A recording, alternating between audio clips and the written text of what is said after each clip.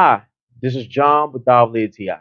And for a moment, I stopped eating cereals, like maybe a little bit too much sugar in there. But this cinnamon oatmeal squares by Quaker is just great. And I'm gonna tell you a couple of things why.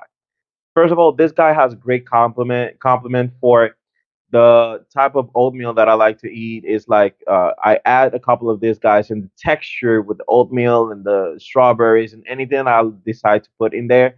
It just makes the great combination. It's just like top.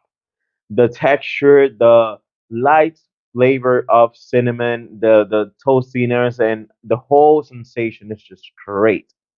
This is one of my favorite cereals that I've had this year, hands down due to the flavor of the cinnamon, the whole texture of the crunch, and how well it blends with every other options that I would do.